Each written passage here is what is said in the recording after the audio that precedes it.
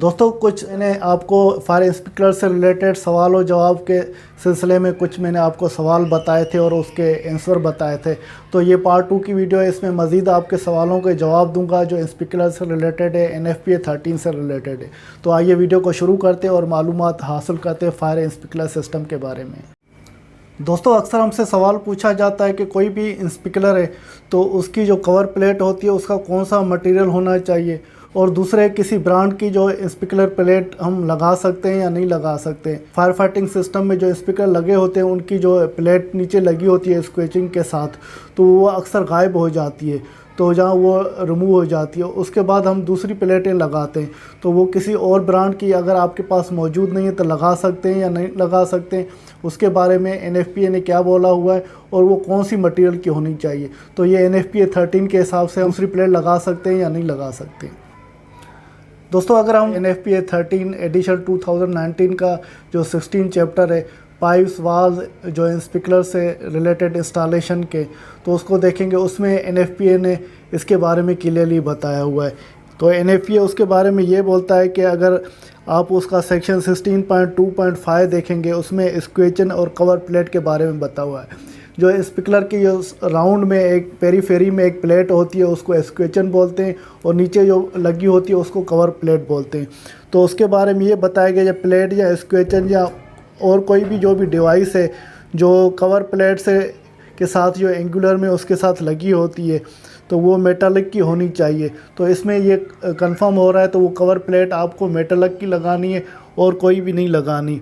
और जो इसके अराउंड जो स्क्वेचन बनी होती है वो भी मेटालिक की होनी चाहिए। जो कवर प्लेट है और स्क्वेचन है तो मेटालिक की होनी चाहिए। तो इससे हमें ये क्लियर हो जाता है। जो स्पीकर असेंबली लग रही है तो वो उसकी लिस्टेड होनी चाहिए, उसी रेटिंग की होनी चाहिए, और उस सेम ही जो ब्रांड है कंपनी है वही होनी चाहिए। क्योंकि अब कवर प्लेट किसी और कंपनी से लेंगे और स्पीकर कोई और लेंगे, क्योंकि उनमें कैरेक्टरिस्टिक का फ़र्क आ जाता है। जो एक दूसरी वीडियो में आपको मैंने बताया था जो ये प्लेट होती है वो 20 डिग्री फ़ारेनहाइट तक रेटिंग की होती है, मगर कुछ जो ज़्यादा टेम्परेचर रेटिंग के होते हैं उसकी ज़्यादा भी हो सकती है। तो वो मैन्युफैक्चर उसके बारे में ज़्यादा क्लियरली अंडरस्टैंड कर सकता है, समझ सकता है। तो आपको मैन्युफैक्चर की जो इंस्ट्रक्शन है या मैन्युफैक्चर के साथ मैन्युफैक्चर ने जो चीज़ें एक असेंबली के तौर पे इकट्ठी दी हुई हैं तो उसको आपको देखना है और उसके हिसाब से इसको फॉलो करना है। और दूसरी जो NFPA 13 की क्लास है 16.2.53 उसमें ये क्लियरली बताया गया जो कवर प्लेट है और कंसीड स्पीकर है वो part of the listed speaker assembly जो स्पीकर की है तो वो लिस्टेड होनी चाहिए और सेम रेटिंग की होनी चाहिए, और वो जो कवर प्लेट और स्क्वेचन है वो उसी का पार्ट होना चाहिए। दोस्तों ये अक्सर एक दूसरा सवाल पूछा जाता है, जैसे स्पीकर की स्क्वेचन या प्लेट लगी होती है तो फॉल्स सीलिंग के साथ लगी होती है। अक्सर क्या करते हैं कि वो स्पीकर की साइडों में काकिंग लगा देते हैं या ग्लू लगा देते हैं, इस तरह का मटेरियल लगा देते हैं। जैसे जो रिसेस स्पीकर होता है उसके नीचे जो स्क्वेचिंग प्लेट होती है जैसे वो फ्लश हो और साइडों में से कोई गैप जो है वो ख़त्म हो जाए और जैसे लुक भी अच्छा लगे। तो NFPA 13 में इसके बारे में क्या बताया गया है कि वो काकिंग या ग्लू या उसको सील करने के लिए वो लगाना चाहिए या नहीं लगाना चाहिए। दोस्तों इसमें NFPA 13 में इसके बारे में ये बताया गया है, आप जो इंस्टॉलेशन की क्लास है जो चैप्टर 16 है पाइप वाल्स और दूसरे साजो सामान इंस्टॉलेशन जो स्पीकर से रिलेटेड है, तो उसमें ये बताया गया है कि जो आप सेक्शन देखेंगे स्क्वेशन और कवर प्लेट जो स्पीकर की है तो इसका ये बताया गया है कि अगर आपकी रिसेस प्लेट है द स्क्वेचन है तो वो अगर आप सीलिंग के लिए लगा रहे हैं तो वो NFPA उसके बारे में मना करता है, वो लगानी नहीं चाहिए। वो क्यों नहीं लगानी चाहिए? इस वजह से क्योंकि वो लूज़ होनी चाहिए। जब टेम्परेचर की वजह से अगर आप वो चीज़ें लगाएंगे तो वो एक तो पानी की वजह से लूज़ होती है, नीचे उसमें अपनी एक प्ले होती है। सिर्फ आपको सारी खूबसूरती नहीं देखनी है स्पीकर की जैसे लुक अच्छा लगे, मगर बहुत सी चीज़ें वो भी देखनी है जिस पर्पज़ के लिए हमने स्पीकर लगाया हुआ है या जिस पर्पज़ के लिए ये स्पीकर इंस्टॉल किया वो काम कर रहा है या नहीं कर रहा है। तो आपको जो साइड में ग्लू है या काकिंग है वो नहीं लगानी, उसको लूज़ ही देखना है, मगर फ्लश करना है और उसको स्पीकर को और वो कवर प्लेट को अपने हिसाब से एडजस्ट करना, मगर उसको सीलिंग नहीं करनी। तो अगर सीलिंग करेंगे, जैसे कवर प्लेट में आपने काकिंग लगा दी या स्क्वेचर में लगा दी, तो वो अपनी जगह जो प्लेट को टेम्परेचर पे छोड़नी चाहिए, प्लेट जुदा होनी चाहिए। वो जुदा होगी नहीं तो फिर टेम्परेचर जो स्पीकर को सेंस का चाहिए तो वो टेम्परेचर और ज़्यादा चाहिए होगा बस्ट होने के लिए, क्योंकि वो टेम्परेचर ट्रांसफ़र नहीं हो रहा जो स्पीकर का ग्लास बल्ब है या सेंसर है। इस वजह से इसको अवॉइड करना चाहिए और NFPA के रूल्स जो NFPA ने बताया हुआ है तो उसको फॉलो करना चाहिए। दूसरा दोस्तों, अक्सर एक सवाल पूछा जाता है कि स्पीकर जैसे आपने लगाया हुआ है, पेंडर टाइप के लगाए हुए हैं, रिसेस टाइप के लगाए हुए हैं, तो उसको प्रोटेक्ट कर सकते हैं किसी से, क्योंकि मैकेनिकली कोई चीज़ें हम शिफ्ट करते हैं सामानों को, या किसी स्टोर में लगे होते हैं या कोई ऐसी लोकेशन पे लगे होते हैं या फॉल्स सीलिंग का लेवल नीचे होता है, तो आप समझते हैं तो वो हमारे जो स्पीकर है वो डैमेज नहीं हो जाए। तो उस डैमेज को प्रोटेक्शन करने के लिए हमें कुछ सेफ गार्ड लगाना चाहिए या नहीं लगाना चाहिए, जैसे हमारा स्पीकर डैमेज नहीं हो। तो उसके बारे में NFPA 13 क्या बोलता है दोस्तों। NFPA 13 की क्लास जो है 16.2.6 उसमें बताया गया speaker subject to mechanically engineer shall be protected with listed guards. तो आपको जो भी स्पीकर लगा हुआ है तो उसको प्रोटेक्ट कर सकते हैं मैकेनिकली गार्ड से, क्योंकि एक आपने देखा होगा स्पीकर के चारों तरफ एक जाली लगी होती है, तो वो वायर्स लगी होती है, एक फ्रेम आपको बना मिलता है, तो वो स्पीकर के साथ लगा सकते हैं, क्योंकि कोई चीज़ लग जाए तो स्पीकर डैमेज होगा। अगर स्पीकर डैमेज होगा तो पानी शावर होना शुरू हो जाएगा।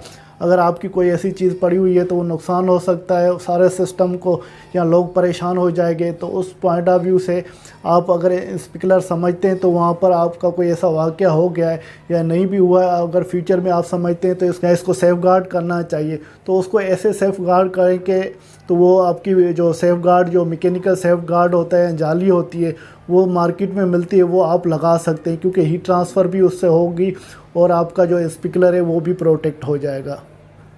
और एक और सवाल जो अक्सर दोस्त पूछते हैं कि देखें हमने फायर फाइटिंग का सिस्टम लगाया हुआ है, तो हमें जो कुछ स्पीकर स्टॉक करने या कुछ स्पीकर को हमें स्टोर में रखना चाहिए, और वो स्पीकर जो रखने चाहिए तो वो कितनी क्वांटिटी रखें, हमें कोई अंदाज़ा समझ में नहीं आ रहा है। तो हम 10 रखें, 15 रखें, 5 रखें या 2 रखें, कितने रखने चाहिए। तो उसकी कोई NFPA 13 में इसके बारे में कुछ बताया हुआ है, कोई रिकमेंडेशन दी हुई है तो हमें गाइड करें। तो उसमें NFPA 13 में इसका भी जवाब दिया हुआ है, वो चैप्टर 16 में दिया हुआ है, तो उसको समझते हैं उसकी वर्डिंग क्या है। दोस्तों 16.2.7 में देखेंगे, उसमें जो सेक्शन लिखा हुआ है स्टॉक ऑफ स्पेयर स्पीकर, जो स्टॉक के बारे में बताया गया है स्पीकर कितने स्टॉक करने चाहिए या कितने स्पीकर रखने चाहिए। तो उसमें दूसरी क्लास है 16.2.7.1, उसमें बताया कम से कम बोल रहे हैं तो 6 स्पीकर आप रखें। अगर कोई भी स्पीकर डैमेज हो जाता है, खुदा न खास्ता आग लग जाती है और ऑपरेट हो जाता है स्पीकर, तो उसका ग्लास जो बल्ब है वो सेंसर वो टूट जाएगा, तो उसकी जगह पे आपको दूसरा स्पीकर रिप्लेस करना है। तो रिप्लेस करने के लिए आपको दूसरा एक स्पीकर चाहिए होता है, तो कम से कम आपको 6 स्पीकर रखने चाहिए। और NFPA में इसके अलावा भी आगे क्लास है, उसको भी थोड़ा देख लें तो ज़्यादा क्लियर होगा, इससे आपको पूरा जो है सवाल का जवाब नहीं मिलेगा। आगे क्या बताया हुआ है उसको देखते हैं। उसमें ये बताया 16.2.7.5, तो इसमें बताया जो भी आपको स्पीकर लगे हुए हैं सिस्टम में तो इंस्टॉल करने तो उसकी सेम रेटिंग के होने चाहिए। फॉर एग्ज़ाम्पल जो किसी स्पीकर का जो टेम्परेचर रेटर 68 डिग्री सेल्सियस है, किसी की 57 है, किसी की 100 से ऊपर है, तो वो स्पीकर एक तो इंस्टॉल करना है वो सेम रेटिंग का होना चाहिए। उसके बाद फिर 3 कंडीशन बताई हुई है। तो पहली कंडीशन में क्या है, अगर आपकी फायर की प्रोटेक्शन एरिया जो फायर फाइटिंग के लिए आपने स्पीकर के सिस्टम लगाया हुआ है, किस एरिया में 300 स्पीकर आपके लगे हुए हैं, तो आपको कम से कम जो है 6 स्पीकर आपको स्टॉक करके रखने। कम से आपके 300 स्पीकर लगे हुए हैं तो 6 स्पीकर से कम आपको नहीं रखना। और दूसरी कंडीशन या दूसरा पॉइंट ये बताया हुआ है, अगर आपके स्पीकर 300 से ज़्यादा है, 300 से लेकर 1000 तक स्पीकर है, तो उस कंडीशन में आपको 12 स्पीकर से कम स्पीकर स्टॉक में नहीं रखने, कम से कम 12 स्पीकर आपको स्टॉक में रखने। अगर आपके स्पीकर जो सिस्टम लगा हुआ है उसके स्पीकर 1000 से ज़्यादा स्पीकर लगे हुए हैं तो उस कंडीशन में 24 कम से कम आपको स्पीकर स्टॉक में रखने या स्टोर में रखने। तो ये NFPA की कंडीशन है। तो आपको स्टोर में कितने स्पीकर या स्पेयर में कितने स्पीकर रखने चाहिए, तो इसको फॉलो करना है। और ये स्पीकर से रिलेटेड एक और कंडीशन है, वो भी इम्पॉर्टेंट है, उसको भी आपको नोट करना चाहिए। उसमें 16.2.7.6 तो इसमें ये बताया गया है किसी भी टाइप का आपको स्पीकर है तो उस टाइप के स्पीकर का रेंज जो है, पाना जो है, तो वो आपको साथ में रखना है। कम से कम एक पाना या रेंज रखना है। जैसे आपको स्पीकर रिप्लेस करना है, खोलना है और उसके बाद दूसरा लगाना है तो वो लगा सकते हैं। तो वो आपको स्पीकर देखना है और स्पीकर की रेटिंग या वो रेटिंग के हिसाब से वो रेंज अरेंज करना है, वो भी हमेशा आपके पास अवेलेबल होना चाहिए।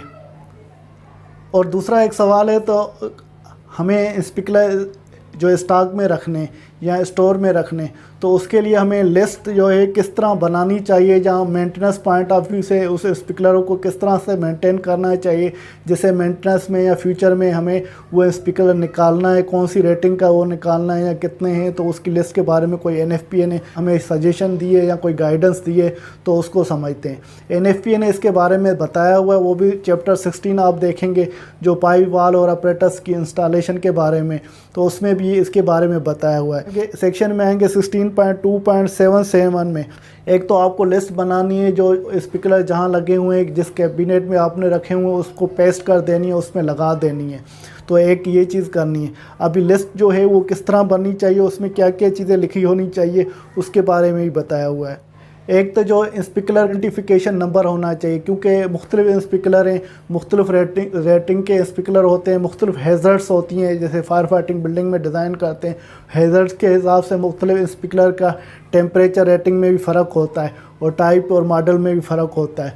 तो आपको एक लिस्ट बनानी है, उसकी जो मॉडल नंबर है या उसका इक्विपमेंट नंबर है वो आपको ज़रूर लिखना चाहिए। और तीसरा उसका के फैक्टर नोट करना चाहिए। चौथा इसका डिफ्लेक्टर, तो वो डिफ्लेक्टर को भी नोट करना चाहिए क्योंकि उनकी डायरेक्शनों में भी फ़र्क होता है। और उसके अलावा प्रेशर रेटिंग भी उसकी नोट करनी चाहिए, थर्मल सेंसिटिविटी भी नोट करनी चाहिए। तो ये सारी चीज़ें आपको वो लिस्ट बनानी है, तो हर टाइप के मॉडल में ये सारी चीज़ें नोट करनी चाहिए। थर्मल सेंसिटिविटी नोट करनी चाहिए, प्रेशर रेटिंग नोट करनी चाहिए, के फैक्टर नोट करना चाहिए, मॉडल नोट करना चाहिए। और इसके अलावा कौन से ब्रांड का ये इक्विपमेंट है या अपरेटस है वो आपको नोट करना चाहिए। और दूसरी इसकी ये जनरल डिस्क्रिप्शन लिखनी चाहिए। तो जो भी आप इसमें स्टॉक पड़ा हुआ है तो वो किस चीज़ का स्टॉक है। फॉर एग्जांपल ये फायर फाइटिंग का है, फायर फाइटिंग में भी बहुत से सेक्शन आ जाते हैं। ये स्पीकर है तो स्पीकर के कौन से ब्रांड के स्पीकर है, या स्पीकर ये अपराइट के हैं या पेंडेंट टाइप के हैं, कंसील्ड हैं, रिसेस है, साइड वाल है। तो बहरहाल उसकी डिस्क्रिप्शन ऐसी लिखनी चाहिए जो आपको क्लियर हो, कन्फ्यूजन नहीं हो चीज़ें कोई निकालने के लिए। और जो कैबिनेट में आपने लिस्ट लगाई हुई है तो उसमें आपको एक क्वांटिटी भी मेंशन करनी चाहिए, कौन से मॉडल जो डिस्क्रिप्शन आपने बताई या लिखी है तो उसमें इस क्वांटिटी के जो स्पीकर है वो आपके पास स्टॉक में कितने पड़े हुए हैं, कितने जैसे आप ख़त्म हो गए, यूज़ हो गए, वो भी कॉलम बनाना चाहिए। जैसे आपके पास स्टेटस आपको क्लियर हो तो हमारे पास ये स्पीकर है और ये यूज़ हो गए और ये हमें मंगाने हैं, तो फ्यूचर में आप उसके लिए अरेंजमेंट कर सकते हैं या ऑर्डर कर सकते हैं। और आखिरी पॉइंट इसमें यह बताइए लिस्ट में, तो आपको डेट हमेशा मेंशन करनी है, क्योंकि स्पीकर कब आपके इशू हुए और दूसरे कब आपने मंगाए और तीसरा आपने रिप्लेस कितने किए, क्वांटिटी और डेट, ये दोनों चीज़ें ज़रूरी है। जैसे आपको कोई भी रिकॉर्ड है, कोई भी मालूमात लेनी है तो आपको क्लियर हो तो हमारे ये स्पीकर इतने रिप्लेस हुए थे या इतने बस्ट हुए थे और इस तारीख को हमने रिप्लेस किए और दूसरे जो स्पीकर आए तो इस तारीख को आए। दोस्तों उम्मीद है कि ये मेरी वीडियो आपको पसंद आई होगी। आपके कुछ जो स्पीकर से रिलेटेड, जो NFPA 13 से रिलेटेड सवाल जवाब थे उसका आपको कुछ जवाब मिल गया होगा।